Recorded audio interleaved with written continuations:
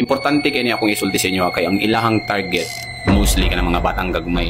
Shout out to Discord. Nakadungog na ba mo anang kulto sa internet? Gamit nila ang kanibitang apps, games, o uban pang tools sa internet para makamanipulate sa utok kung kanang batasan sa inyong anak ba. Hangtod nga ma-disoriented ang isa ka bata. Kung ang pinakaluoy pa jud, ang uban gani, mabuang. The DOJ is connecting Merritt and 3 others to the group Cult. It's part of an online neo-fascist network that allegedly manipulates minors with the aim of pushing them toward radicalization and real-world violence. So, ang pangutana, kabalo ba mo nga posible ni siya nga kanapit ang mga games nga giduwaan sa inyong anak?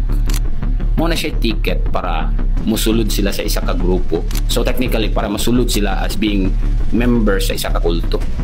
Ila bang kumbaga ginahinay nila og manipulate para sa imuhang anak para magiging member nila? 6'3", 2'3" is better than 7'6", 4". That's the worst death possible, man. Posible ni siya nga mahitabo si mong anak. So please, palihog ko paminaw ani nga video. So taw-taw na ako ni-explain sa inyo kung anong nag-exist na nila sa Pilipinas. So again, dili ni siya fictional, dili ni siya salida. Tinuod ni nga grupo nga nahitabo karon mismo. Naglihok, nanintal, nangita og sunod nga biktima. Ako po isulti sa inyo kung asan ako ang source mo na katong mga documentations, kung asan ninyo makita ang kana deeper pa yun nga explanations. But anyway, para masabtan tanan context lang tagamay. Okay? So guys, bag-o lang yun. Please pay attention to this. This is not just an ordinary online group.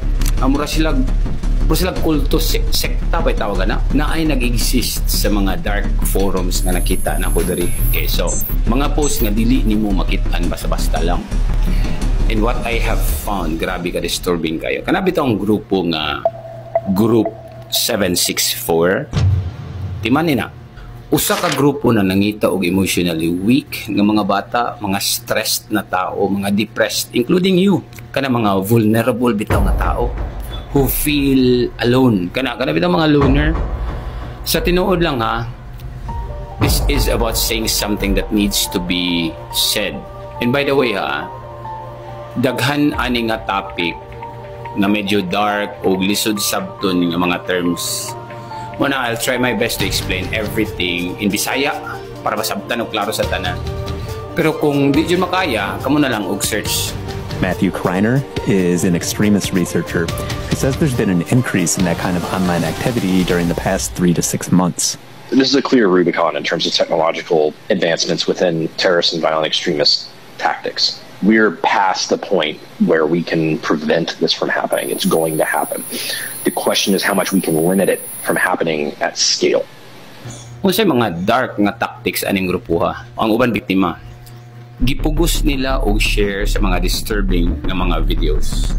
O ilaha mismo sa bata, disturbing nga mga videos gikan sa bata or gikan sa kanang mga biktima. Dili lang kay bata manggod. Remember ang FBI, mo na ni silang ga-investigate ani karon. Kaya mga special groups kay mo na ang mamugudi ang issue karon. Makita na nimo sa mga documentaries ako na i-post dia about ni sa uban bitaw nga mga platforms nga ilang ipanggamit. So ang uban biktima guys, some of them were forced to create kanang mga illegal nga content. Mga bata pa kayo. Kaya bitang the kind that stays in your mind even if you try to forget it. Inginhana nga mga contents ang ipapabubuhat sa mga bata. So tiyente ka sa tactics, ang pinakagrabe pa yun, some minors were pushed bitaw to use their own trauma ba. So kung na sila aligot-gut silang ginabuhi, himuon lang performance just to satisfy the group. So diya pa lang I'm sure maglagot na ka. And you should, ha? Busa paminaw yun. Ang ilang style, manipulation. Ihatag sa imong anak ang ilang gusto sa internet. Simple ra kayo yun guys. Kung ang inyong anak bitaw gadula og games, for example, character skins, kana mga weapons, kana mga XP ka. I don't know kung familiar mo na kana experience. Siyempre naman ay level up good ang kana mga games. Kana mga new maps, title, kana mga ranks. I think familiar man. You get the idea, di ba? So kamo na lay bahala og kuana na. So yung inana ang ipanghatag nila sa inyong anak. So kung baga mo join sila sa isa ka chat group, tagaan din na sila og reward.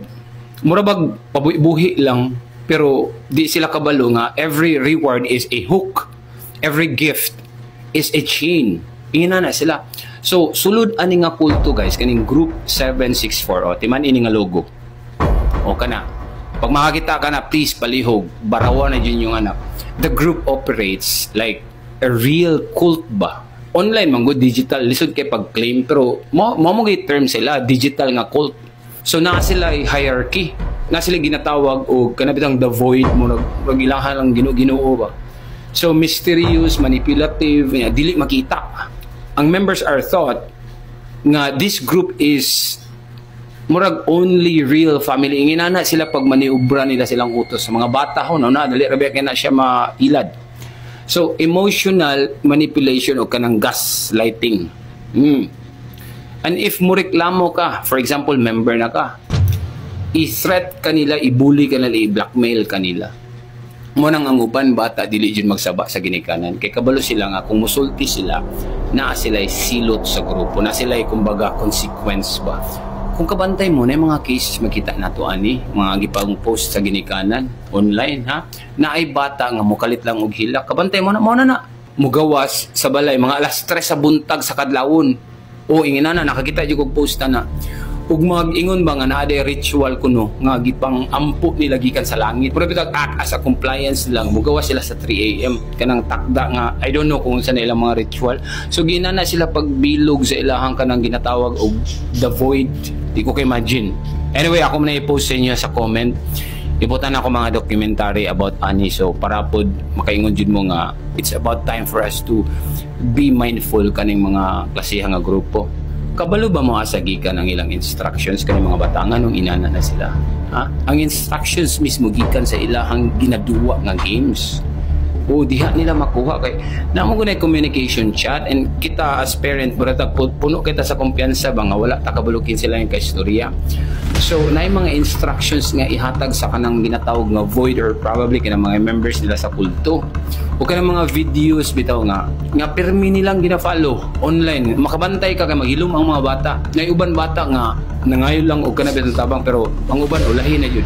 I mean di ko ganahan mo mention bitaw when I say ulahi na jud bitaw against mga siya sa community standard ni Meta. So but you know what I mean, di ba? Ulahi na jud ba kumbaga ang uban bata wala na nagpadayon silang kinabuhi o kasabot naman na o inana. So physically or emotionally guba jud mo nang grabe ka peligroso kay na sa tuwa.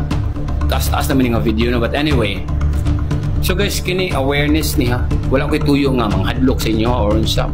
Mo niya akong pangutana last na lang. Kung kabalo na ta ba, nganong magilom pamanta? If natay anak bitaw igsuon silingan o mga permi lang online ba, please go ahead and check them. Kung nakita nga kanabit mga suspicious na behavior or group, palikog report. Kung asa i-report, I don't know, cybercrime, probably PNP or etc. Please comment if na mo yung idea ni. So again, please don't scroll away. Bahalag awkward ha, bahalag samukan ka.